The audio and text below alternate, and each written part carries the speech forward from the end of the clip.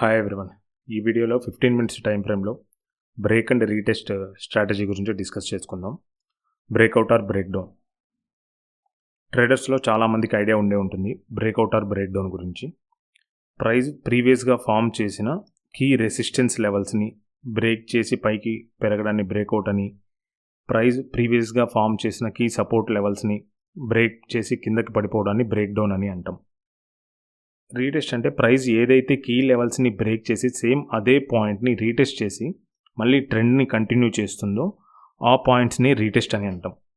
Price ఏదైతే key లెవెల్ని break down చేశాక తిరిగి అదే పాయింట్ని టచ్ చేసి మళ్ళీ ట్రెండ్ని ప్రీవియస్గా ఉన్న డౌన్ ట్రెండ్ని కంటిన్యూ చేస్తుంది. సో ఈ పాయింట్ని రీటెస్ట్ అని అంటాం.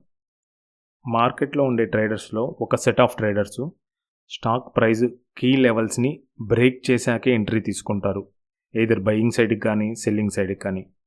బట్ అలాగని వెంటనే పొజిషన్ తీసుకోరు. ప్రైస్ బ్రేక్ చేసిన కీ లెవెల్స్ని రీటెస్ట్ చేశాక, అంటే ప్రీవియస్గా ఉన్న రెసిస్టెన్స్ సపోర్ట్గా ఫ్లిప్ అయ్యాక లేదా ప్రీవియస్గా ఉన్న సపోర్టు రెసిస్టెన్స్గా ఫ్లిప్ అయ్యాక తక్కువ స్టాప్ లాస్తో ట్రేడ్ ఆపర్చునిటీస్ కోసం న్యూ పొజిషన్స్ని తీసుకుంటూ ఉంటారు. ఈ రీటెస్ట్ చేశాక మనకి తక్కువ స్టాప్ లాస్తో నెక్స్ట్ రెసిస్టెన్స్ పాయింట్ వరకు ఎంట్రీస్ దొరుకుతూ ఉంటాయి. రిస్క్ మేనేజ్మెంట్ కూడా చాలా తక్కువ ఉంటుంది. అంటే తక్కువ స్టాప్ లాస్తో నెక్స్ట్ లెవెల్స్ వరకు మనం పొజిషన్స్ని క్యారీ చేయవచ్చు. Time frame.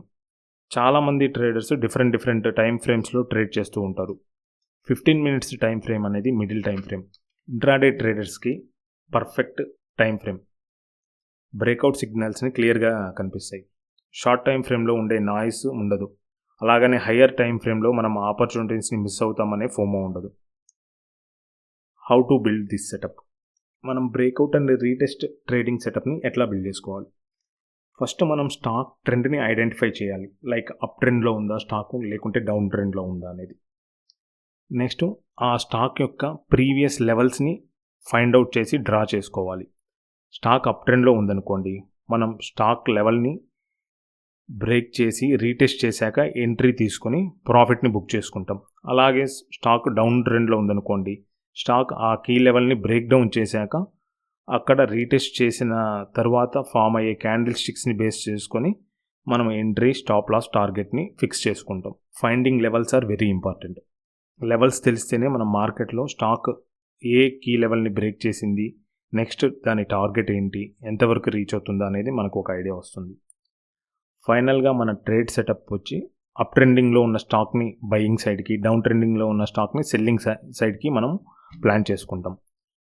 మీరు ఈ స్ట్రాటజీ యూజ్ చేసి స్టాక్, ఈక్విటీ లేదా ఫ్యూచర్స్లో ట్రేడ్ చేసుకోవచ్చు. ఒకే స్ట్రాటజీని ఫాలో అయితే మీకు ఆ స్ట్రాటజీ పైన ఎక్స్పర్టైజ్ పెరుగుతుంది, మెంటల్ డిసిప్లిన్ వస్తుంది, అండ్ క్వాలిటీ ఆఫ్ ట్రేడ్స్ పెరుగుతాయి, కాన్ఫిడెన్స్ పెరుగుతుంది. సో మీరు ఇదే స్ట్రాటజీని యూజ్ చేస్తే మినిమం మంత్లీ 15 to 20% రిటర్న్స్ని గెయిన్ చేయగలుగుతారు. టైం అండ్ డిసిప్లైన్తో ఏ స్ట్రాటజీ అయినా యూజ్ అవుతుంది. But focus on one strategy is very important. ఒకటే స్ట్రాటజీకి స్టిక్ అయ్యి మంత్లీ 15 to 20 ట్రేడ్ ఆపర్చునిటీస్ని క్యాచ్ చేసినా మనం కన్సిస్టెంట్గా రిటర్న్స్ని తీయగలుగుతాం. అలా కాకుండా డైలీ ఒక స్ట్రాటజీని ఫాలో అయితే మనకు ట్రేడ్ సెటప్ మీద కాన్ఫిడెన్స్ ఉండదు, డిసిప్లిన్ ఉండదు, రిటర్న్స్ తీయలేము. ఫైనల్గా మనం తెలుసుకోవాల్సింది ఏంటంటే ట్రేడింగ్ అనేది ఒక బిజినెస్. అల్టిమేట్గా మనం ఇక్కడ ప్రాఫిటబుల్గా ఉండాలి అని అంటే మనీతో పాటు డిసిప్లిన్ చాలా ఇంపార్టెంట్. మీకు ఈ breakout and retest trading setup గురించి ఏమైనా డౌట్స్ ఉన్నా లేదా ఈ ట్రేడ్ సెటప్ గురించి తెలుసుకోవాలనుకున్నా ఈ బిలో నెంబర్కి వాట్సాప్ చేయండి. Thank you.